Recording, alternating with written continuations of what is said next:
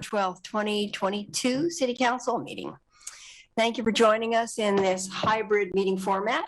Anyone wishing to access the meeting can do so by watching the live stream available on our website, the broadcast on Comcast Channel 21, or by following the access instructions listed for this meeting on the city's public webcast and meeting materials webpage.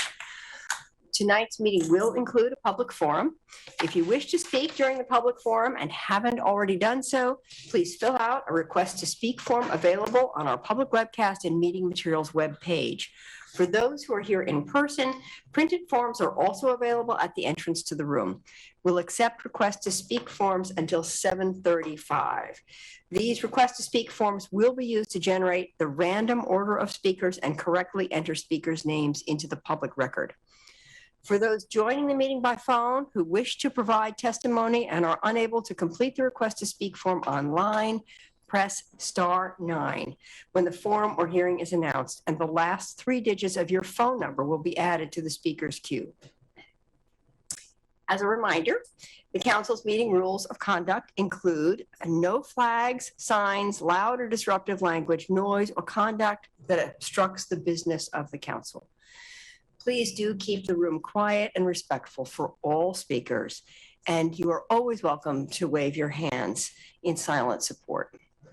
Additionally, we continue to be mindful of the transmission of COVID in our community and encourage those who are ill or who have had close contact with others who are ill to join our meetings remotely rather than in person.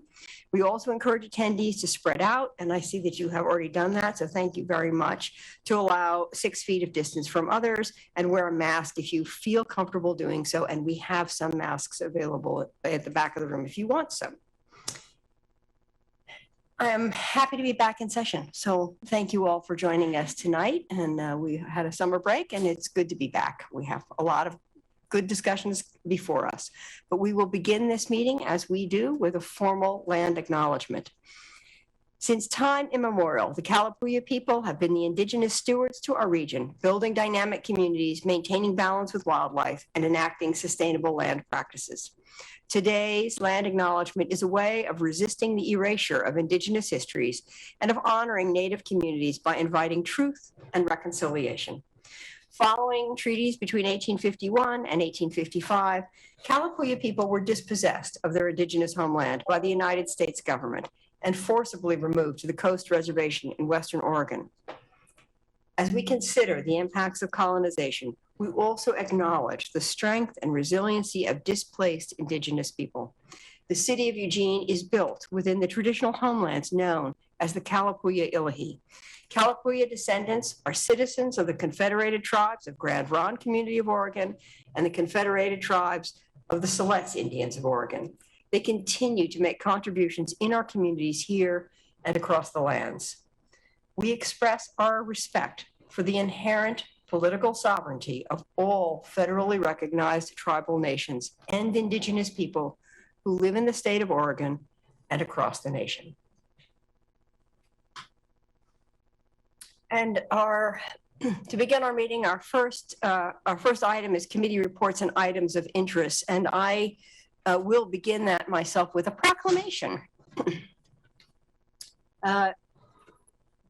which begins, whereas National Step Family Day is September 16th, and the City of Eugene commits to support the step families of our community in their mission to raise their children, create strong family structures to support all members of the family, and instill in them a sense of responsibility to extended family members.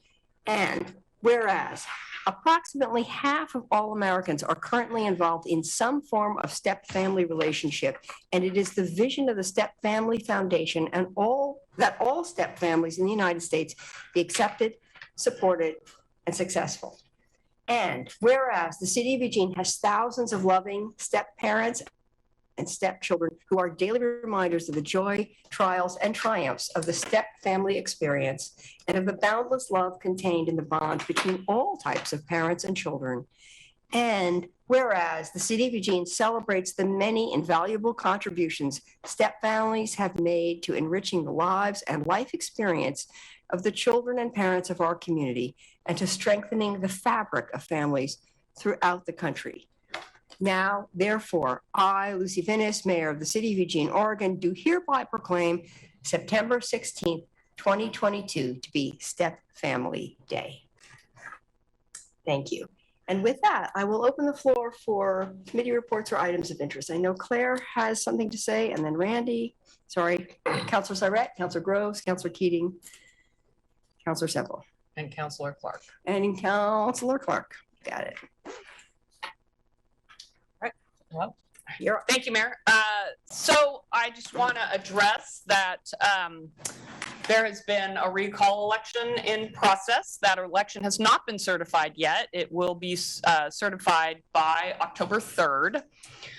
There is also a court process moving forward related to the recall.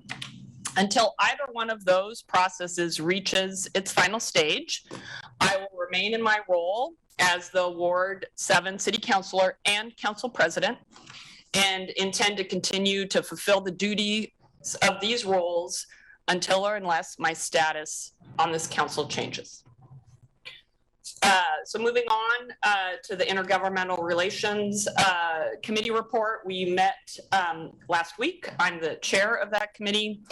We are going to have a council work session in October to have this council review and approve the legislative priorities that we are setting for the 2023 legislative session.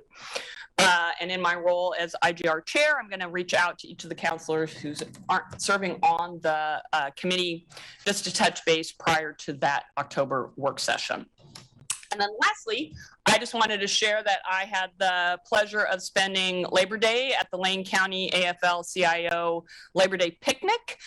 Councilors Ye, Keating, and Groves joined me there.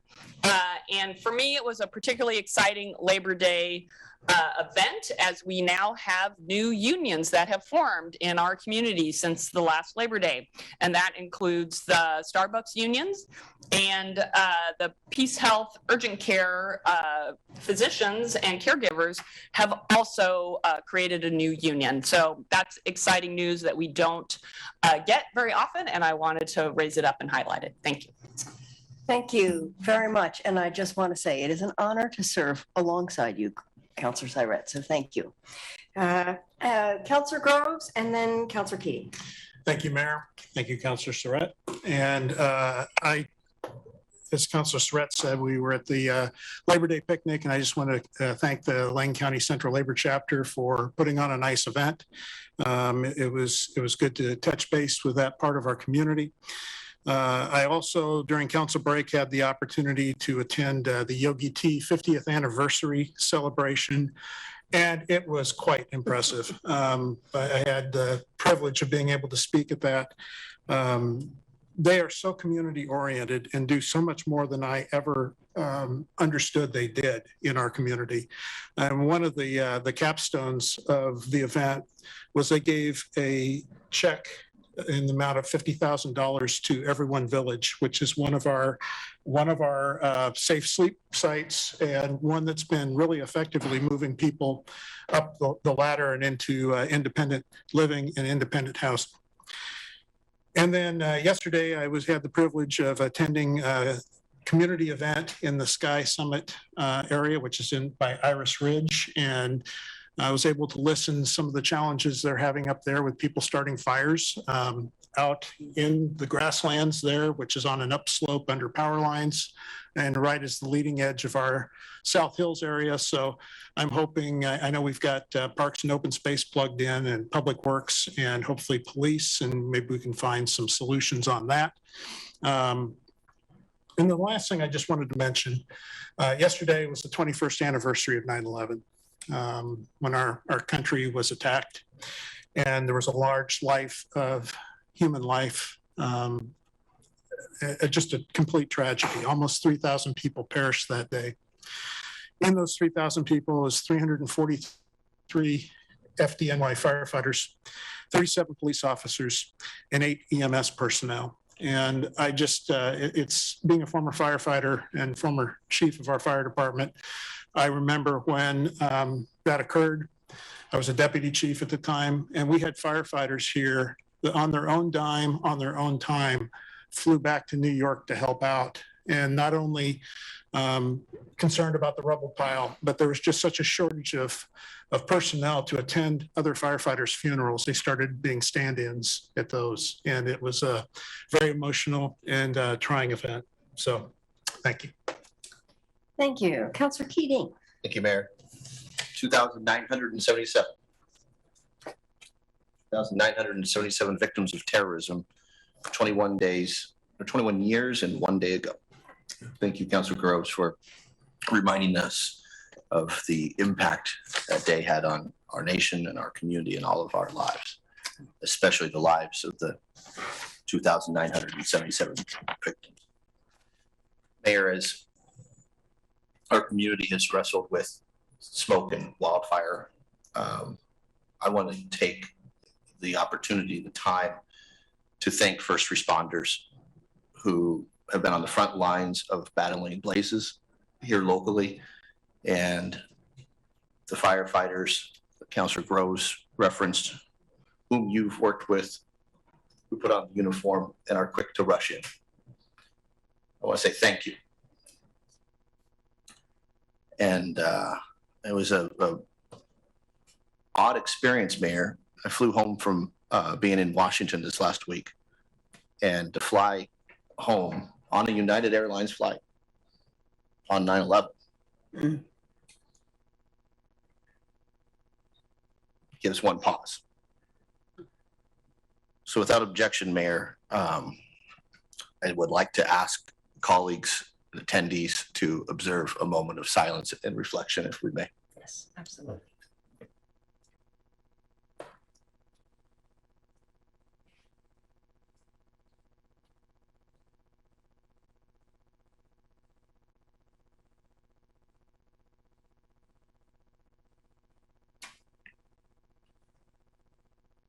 Thank you. Thank you. Councillor Semple. Thank you, Mayor. I've been thinking about this all afternoon with the realization that I really don't know what to say. The last week has brought so much tragedy to our city, and I'm distressed, as I'm sure you are, and full of pain and frustration.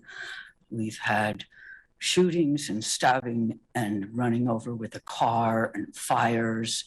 And at the same time, we continue to deal with feces in the wrong places, people being threatened at their places of work, people saying they're going to leave town, they need to carry mace with them. We have an outstanding staff, we have an outstanding city. How do we take care of this? There's so much mental health challenges, and we don't have the facilities and people to deal with this. We have so much more shelter and housing than we did 10 years ago, and yet it's never enough. And there's so much pain.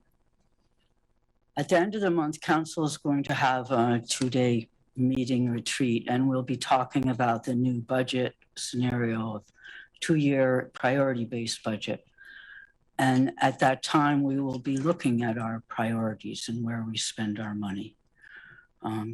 I wish I had something really hopeful to say to everyone. Let's be kind and help each other. And if you have ideas, please send them to me. Thank you. Thank you. And Councillor Clark. I understand the seriousness of the comments of my colleagues, and I don't mean to distract by saying something happy, but I'm an optimist by nature. So I will just say to remind those who didn't know that Saturday the 17th is Constitution Day. That's something to celebrate. And it's also coincidentally Betty Taylor's birthday. So since she's not at the table, I just want to say happy birthday to Betty. Thank you. Thank you. That was a kind reminder, actually. All right. If there are no other comments, we can move on to the consent calendar. Enter to Councillor Surratt. I move to approve the items on consent calendar 1. Second. All in favor, please raise your hands. 1, 2, 3, 4, 5, 6, 7, 8. There we go. Thank you very much. And with that, we can move on to the public forum. The public forum is an opportunity for individuals to speak to the city council on any city-related issues except for those items which have already been heard by a hearings official. And I will turn to Sarah, if you could please share the list and the total number of speakers who have signed up and the names of the first speakers.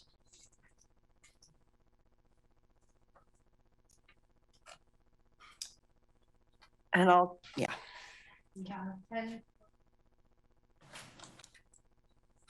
We have 10 total speakers. If you have signed up to speak via Zoom, please take this time to ensure that your screen name in Zoom matches the name that you used to sign up to speak. I will announce 2 speakers' names at a time. If you are providing testimony via Zoom, when it is your turn, we will announce your name and promote you to a panelist status, and you can unmute and turn on your camera if you wish. If you are announced as the next speaker and physically in the room, please move to the seat in the front row designated for the next speaker. When it is your turn, you may come to the podium. When you are called to speak, please state your name clearly, and for Eugene residents, your ward or neighborhood, if known, before beginning your comments. You will have 2.5 minutes to speak. If you're watching the meeting, the timer should be visible. A yellow light will come on when you have 15 seconds to complete your comments. The red light indicates the end of the 2.5 minutes.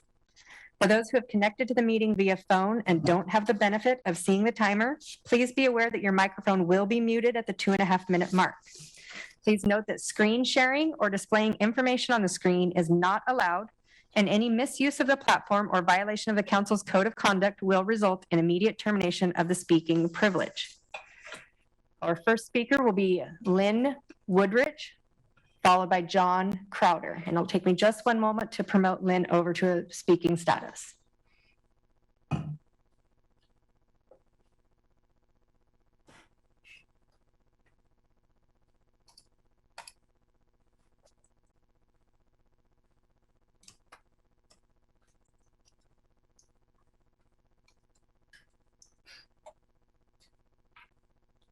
Lynn, please unmute and go ahead when you're ready.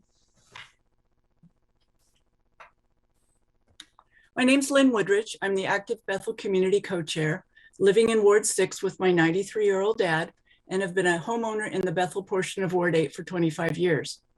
I look forward to listening to the work session for the Public Health Overlay Zone at 5:30 on September 26th. This tool will be a critical piece in future planning for our area. There's a desperate need for a public health overlay zone in West Eugene. I can't stress enough how important implementing this policy will be for protecting the lives of the folks living in the Bethel community. We don't want to ever see another J.H. Baxter type polluting business in our area. Bethel has the worst pollution problems in Eugene, with most of the large polluters in Eugene located near Bethel. Bethel has large sections of industrial land adjacent to residential properties and located near schools and parks, including the industrial corridors along Highway 99 and Roosevelt. We're also asking that the Bethel biking and pedestrian projects be included in the next road bond. Our Bethel area plan will be including these suggestions when we're given the opportunity to plan our future. It would be appreciated if you would consider these projects as high priorities for the Bethel community for allocation of bond funds. We now have 50 residents so far who've signed up and are excited to help with Bethel planning. I so look forward to being able to safely have an in-person meeting with the residents, with food donated from our Bethel businesses, and know there will be a huge turnout. It's been 40 years since Bethel had an area plan, and we're asking for the Bethel area plan work session to be scheduled this fall. There's an urgency to get this started. We've been neglected for far too long. Thank you. Thank you, Lynn. Next will be John Crowder, followed by Patty Swinehart. John Crowder, I'm in Ward 5.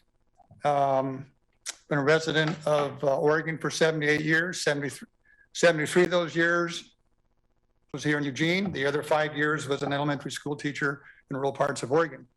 I worked in highway construction with bridges for years, and I started my own business, for 30 years, had 75 employees. I'm saying this because I've been around, I have boots in the ground. My Alexander Goodpasture came across in a covered wagon. and he settled here in the Valley River area. So I love Eugene. I love the area. And I want to thank you for all you folks for what you do. Your decisions are affected by the federal government, the state government, the county government, the city government, their laws and statutes, and then you have special interest groups, and then you have your own personal agenda. It's a huge responsibility. It's a lot to sort out. And then you have to respect the will of the people that you were voted for. And the comments you made about what you see in this area, I mean, I grew up when I could go downtown as a 10-year-old, walk the streets. I lived on College Hill. I mean, it's just terrible what's going on. And so I want to address the issue of, I got to move fast here, EMX. I believe in busing. The green bus used to come on 19th Street on College Hill to pick up people. And I look at what you want to do on River Road. I've lived there for 20 years. I've been on the street corners during elections, waving signs. And I say, my gosh, this traffic is horrendous. And so my suggestion to you folks is you got to back up and really look at what's best for the people that live on River Road. You have the county residents, you have the city residents, and buses, you have cars, you have individuals. I think there should be a vote of the people that live in those areas. And so I suggest that all of you need to go visibly be on River Road and see how bad it is. The traffic is bad. My suggestion is that the lights need to be redone. They're amber lights. You need to have I'd put up lower speed limits, and I would get the police out there and start giving out tickets. Somehow we got to slow the traffic down, replacing $72 million to $150 million on River Road with EMX is not appropriate. It's moving backwards rather than moving forward. Thank you for the opportunity. Thank you, John. Next, we will hear from Patty Swinehart, followed by Suzanne O'Shea. Okay, first time I've ever been here, but I grew up in Eugene. Won't tell you my age, but I grew up with my dad was able to buy almost 3/4 of an acre backed up to Hendricks Park for $500. So that's how far I go back.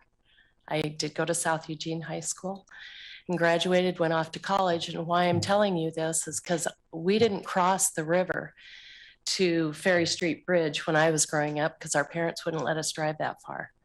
Now, if a guy that you were dating came across the river to get you, that was something different. But why I'm saying my background is I didn't live out, I am Ward 7.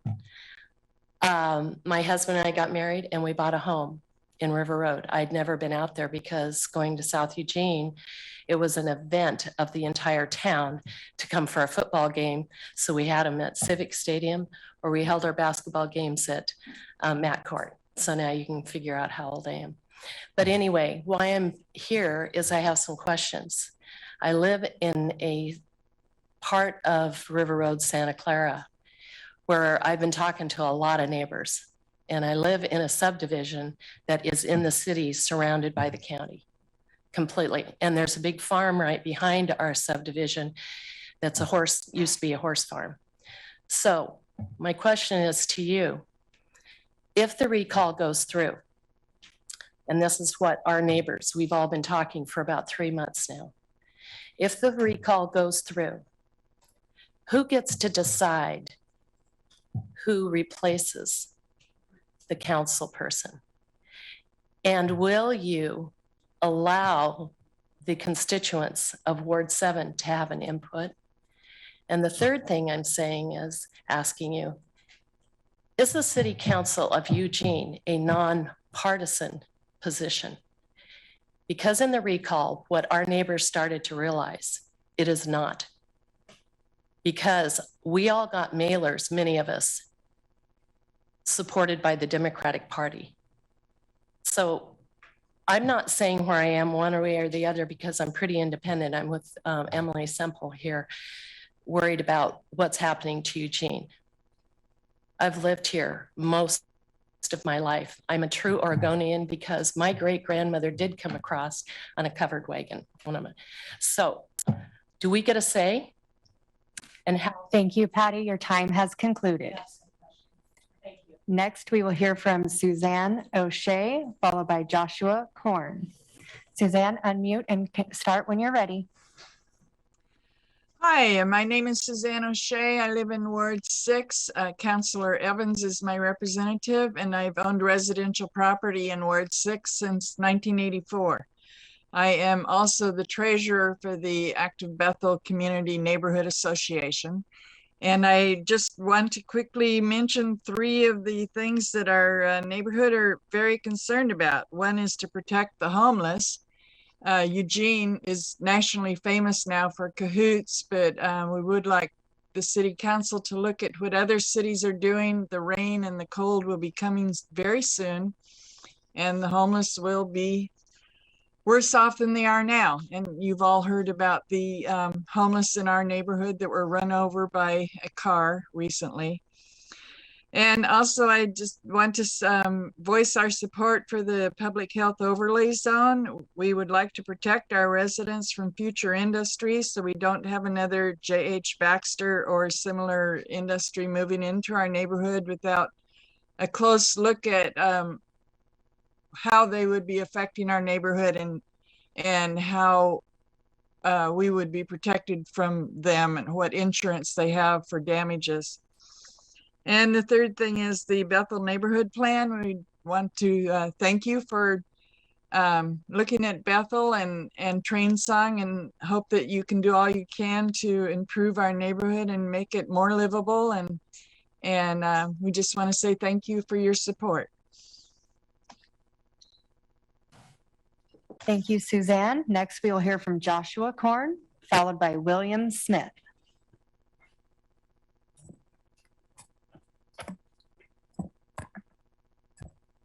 Joshua Korn, Ward 1. In my work, I have become some sort of expert on electromagnetics. And as I've expressed many times here with the council, I have a lot of concerns that I think you guys should consider as far as putting a stop or slowing down the progress of 5G and other wireless systems. And over the times I've spoken here, I've articulated a lot of concerns. I'm not going to belabor all of those now, but wanted to emphasize that this is dual use technology. If you're not familiar with that topic or with that term, this means that it is military as well as residential. And this is when the military is developing technology, but they roll it out and offer some aspect of it to consumer use. And that's representative of what 5G is. And we're living in an era, obviously, of big data, and they are using 5G technology to capitalize on data, and they don't care about the implications on our health.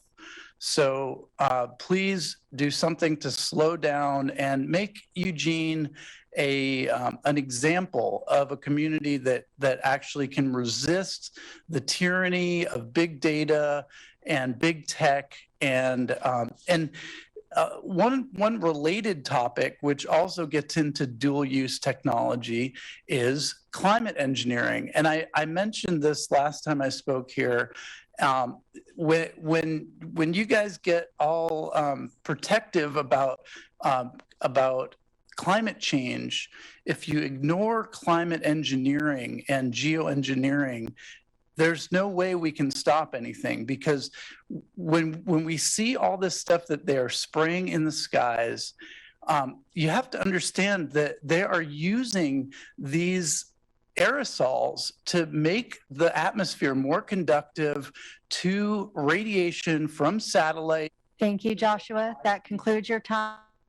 Next, we will hear from William Smith, followed by Thomas Newman.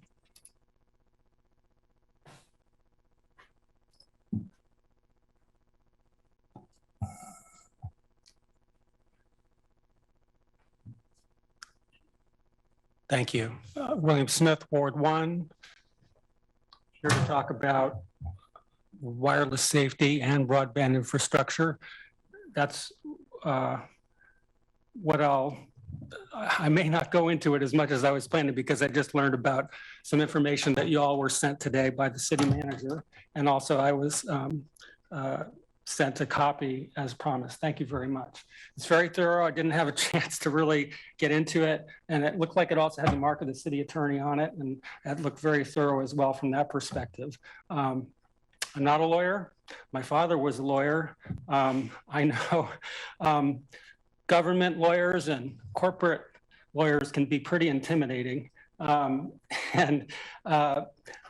there's so much at stake here. I know I feel it personally, physically, and people I talk with are feeling it much worse. So I am questioning the laws that are referred to in this email. And I would like to, if nobody objects, forward it to others who also care in the name of, or how do I say? I guess transparency is a word that's in the email. So if you're all okay with it, I'd like to share it as widely as possible and invite challenge, especially from people who have more legal expertise than I do. I know in particular, what I do know, somebody mentioned the Constitution feedback, I guess, September 17th. My understanding is the 1996 Telecommunications Act reserved the right of every city to limit its citizens to its citizens' exposure to wireless radio. There is no proof of dropped calls, then the city doesn't need a reason to say, no, we're not going to accept this. We have enough wireless coverage, and there are cities increasingly using this. And they bypass the federal executive orders, which claim to be lawful, but which are being challenged in court. It's a big mess. And I know that the email refers to it again. I'm going to look over it very carefully, but I don't think this is anywhere near over. And so I'll be back. And thanks for your patience. Let's see if there's anything else here. Oh, Toronto killed the smart city idea. I'd like you to all think about that. The MIT Technology Review, MIT, as you may know, is the Harvard of Tech, and their magazine covered it. I think if you just do a Google search or DuckDuckGo, you'll see them say the ostensible. Thank you, William. Your time has concluded. Next, we will hear from Thomas Newman, followed by Chuck Arford. Thomas, please unmute and start when you're ready. Thank you. Kelly S. Mike Clark, we are at war with Northwest Natural. No questions about it. Suing the state, you mean suing the taxpayer. What bullshit. Anyway, right now, I would just totally say that Meta Maxwell and Mark Astrolo, the people that filed the petition to recall Claire Surratt, don't even live in Ward 7. And are basically have lived in most California most of their life, and aren't even recording in progress. Registered to vote in the state of Oregon. Right. Next, I would like to say that EMX cars tax your health.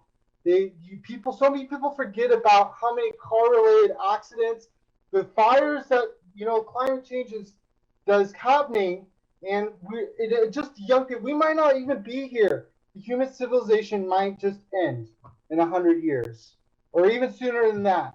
Look at the fires; they're just going to get worse and worse every year. I like to remind you that this is screwing us. There is no future for the city, for just human life if we don't plan ahead. Young people are feeling so desperate. We just need to just have non-car related systems of transportation and to be able to get places without a car. Cars, they rip up I've said it before, I'll say it again, they rip up the pavement, they destroy the climate. There's nothing good. We should focus on bikes and other forms of transportation, just any other things that other than are so destructive as the car. It's just ridiculous. I just can't believe we have to be the change. We have to be the future. And I'm really sad My girlfriend lives in River Road. She's disabled. She can't drive a car. What about that? What about people with disabilities and stuff? It's just totally messed up. I just can't believe what's happening. Eugene has always been a progressive center and a leader in Oregon, and we got to do better. Thank you.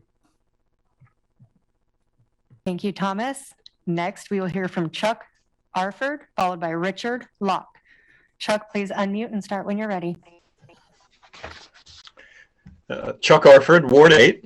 I appreciate this opportunity to address you all. It has been a while and a lot has happened. This council and the city of Eugene have been attacked by a recall vote sponsored by right-wing extremists aimed at one of our most progressive city councilors, Claire Surratt. Their website makes it clear that this recall group is anti-government and opposes the entire city council. They abused our recall system, which is an attack on democracy and our system of government. They use the big lie that Councilor Surratt is somehow corrupt without presenting a shred of evidence. They mischaracterized her vote on MX, a vote where she was joined by 5 other city councilors. Again, this is a well-orchestrated top-down coup from the right with nothing grassroots about it, similar to the anti-MX effort in West Eugene many years ago. How many traffic lanes were lost along West 11th to MX? 0. One of the hallmarks of the extreme right is climate change denial, and Councilor Surratt is a climate champion.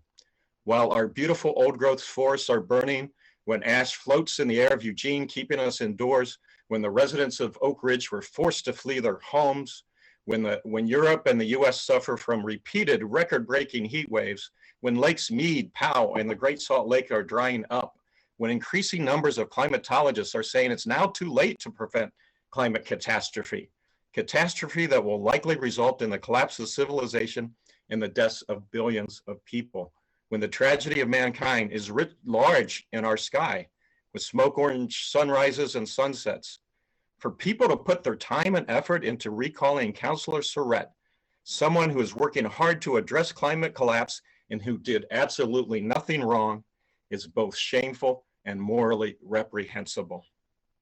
There's a lawsuit pending, and if it fails, I trust Mayor Venus and our city council to choose a replacement for Councilor Surratt, who has a similar work ethic and similar values, to demonstrate to these extremists that they gained absolutely nothing. Thank you.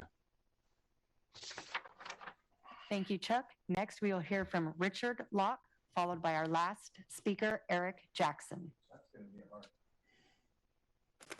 So first off, before I start, I just want to say in no way does this, is what I'm going to talk about, a reply to the legal proceedings that are coming from the, it's more of a question. And what I'd like to ask first is what benefits does filing legal action against citizens by city officials do? What does it do?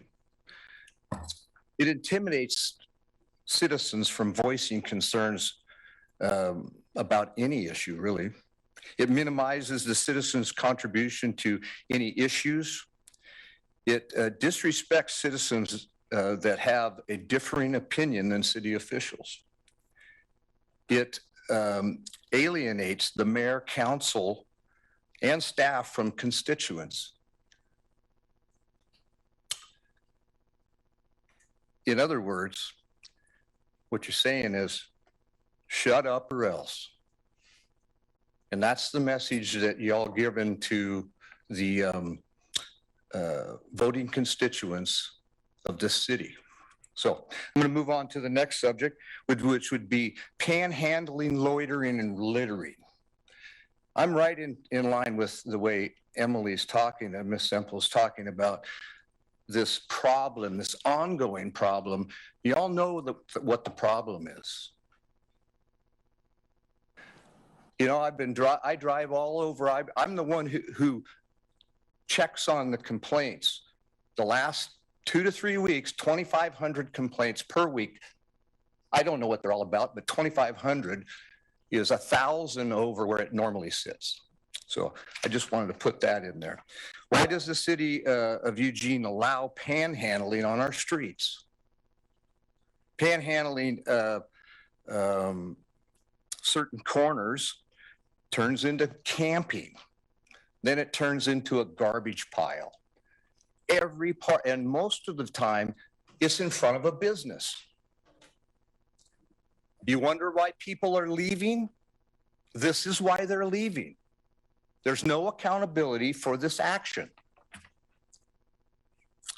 So panhandling on a street corner is a safety problem to begin with. Thank you, Richard. Your time has concluded.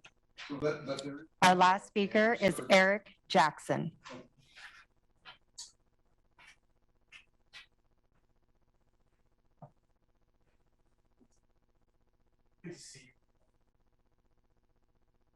Nice to see you all. Hi, Eric Jackson. Ward 1, but it might be Ward 7. I'm not sure. All the speakers tonight were very articulate in what they had to say, and I appreciate the residents caring about the town as much as they do. I'm also one, and I'm here to address something that is, let me take this off so I can actually be seen. The fentanyl challenge that the city is having right now is absolutely beyond comprehension. I was out of town in California for a few weeks and came back to being asked between the Whitaker at the Red Barn Natural Foods place to 11th and Adams 3 different times out of vehicle windows, SUV windows, if I wanted to buy blues or heroin. That's never happened to me in 5 years of being on the streets in this town. Never. Not once, not ever.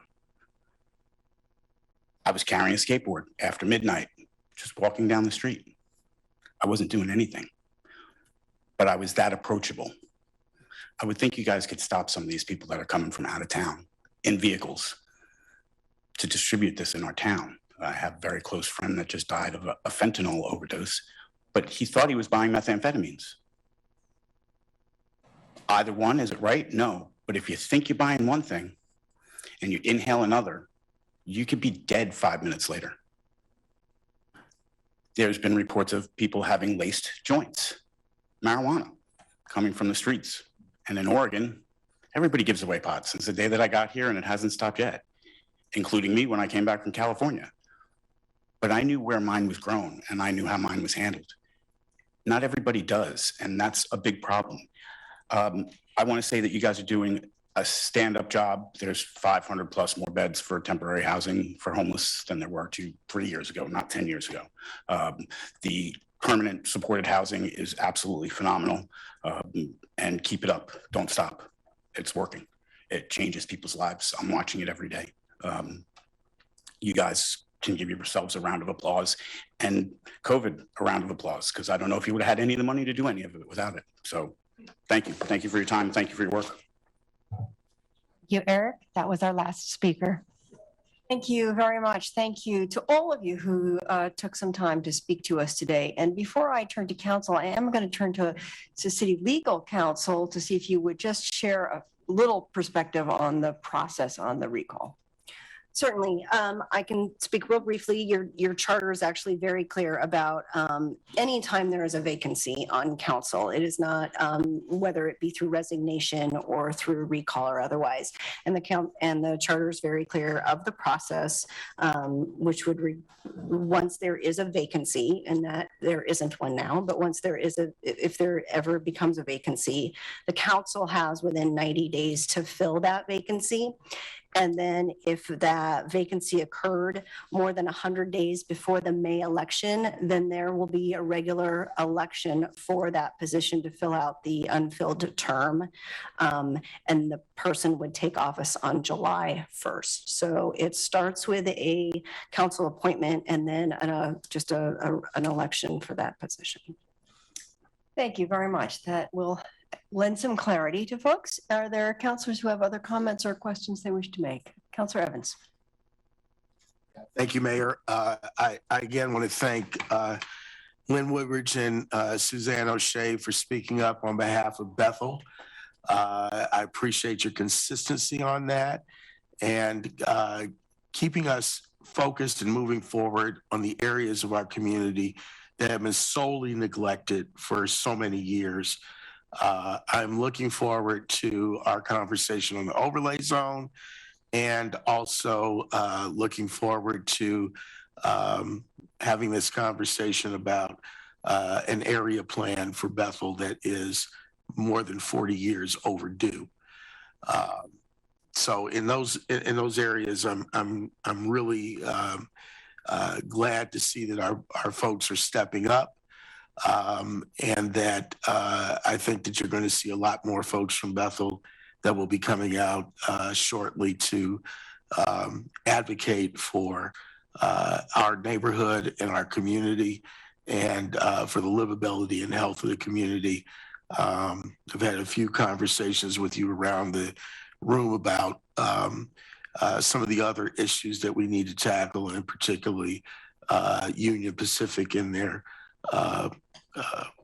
travels through our community, and certain things that happen with things that they carry on their trains. And I'm looking forward to hopefully having a robust conversation with Union Pacific about that, and to have them included in the conversation about the overlay zone. Okay, thank you. Councilor Groves. Thank you, Mayor. Thank you, Councilor Evans, for all those points. I agree with you on Bethel's situation. I'm very interested in the health overlay zone, and was also brought up by, I believe, Suzanne O'Shea on the risk bonds piece. That's a component of this as well. I also want to comment on people speaking about some of the problems we've been seeing in our city. We've certainly been working on it. I think we have made some improvements, but there's still a long way to go. We didn't get into the position we're in overnight, and we're not going to climb out of it overnight either. But I believe in the last 18 months, we have made some good progress. But this isn't the time to take our foot off the pedal. We need to keep going. We need to make sure that we are taking care of everybody in our community and addressing the behavioral problems, but also, as Mr. Jackson pointed out, it's made a difference having places for people to go. And I think we've seen the benefits of that. I also just want to echo the concern that Mr. Jackson raised about the fentanyl. That has concerned me for a long time, having been someone who was on the street responding to calls like that not that many years ago. What drugs do to our community is a terrible thing, and especially, those who are using when they have no idea what they're even getting. And fentanyl is basically in everything anymore, and that's by design. Some of the cartels have created a captive market base running a business, and they're poisoning people in our community and beyond. And so this is something that we do need to take seriously. I do want to commend the Eugene Police Street Crimes Unit.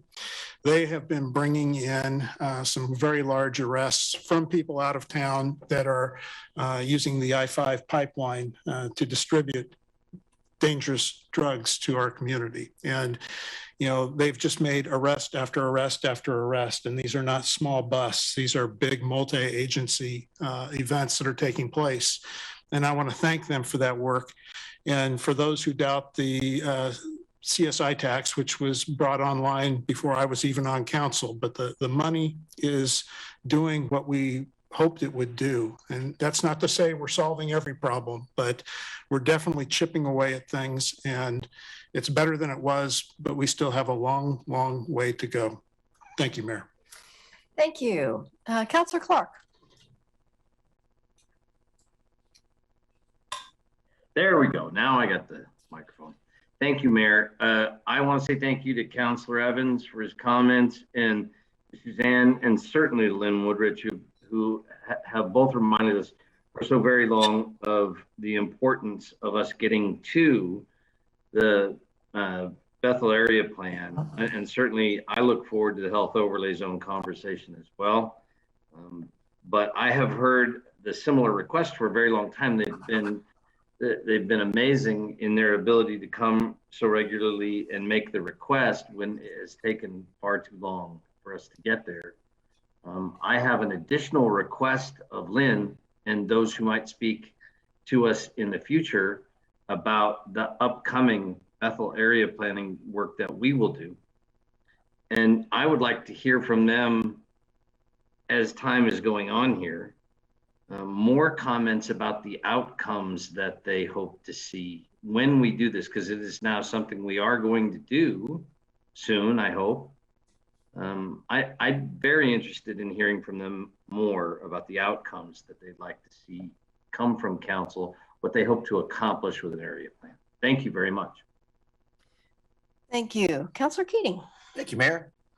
We all took an oath to the Constitution of the United States and the state constitution, and that Constitution reads in Article 2, Section 18, ORS 249.877 and 254.546, very clearly elements of what the citizenry and an elected official take when faced with a recall. One of our speakers tonight talked about accountability. That accountability piece is laid out very clearly at sos.oregon.gov that indicates factual information provided in the public officer's statement must be true. Supplying false information may result in a conviction of a felony with a fine of up to $125,000 and or prison sentence of up to 5 years. It's my interpretation, Mayor, that Ward 7 voters were sold a bill of goods in regards to moving ahead and MX used as a wedge issue, a punitive wedge issue. Councilor Surratt is studious, attentive, empathetic, and I share Thomas Newman of Ward 2 and Chuck Arford's enthusiastic championing of Councilor Surratt's service, which rises to the point to be the best among us. There's no impropriety, Mayor. No malfeasance, no articulable reason. So if you want to talk about accountability, folks, read the Oregon State Constitution. It makes it very clear that the statements to recall a sitting city councilor, a duly elected official, must be true. And supplying false information comes with consequences. I won't get into the legal piece beyond that, Mayor, other than reading verbatim what's in the Oregon State Constitution and at sos.oregon.gov, but I find it disturbing.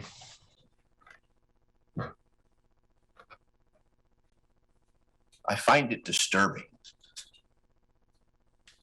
that someone who's served with such dignity and with such attention to detail and caring over a decade was treated so unfairly based on what I interpret and what I hope the court interprets, baseless lies. I thank you for your service, Councilor Surratt. You are to be commended.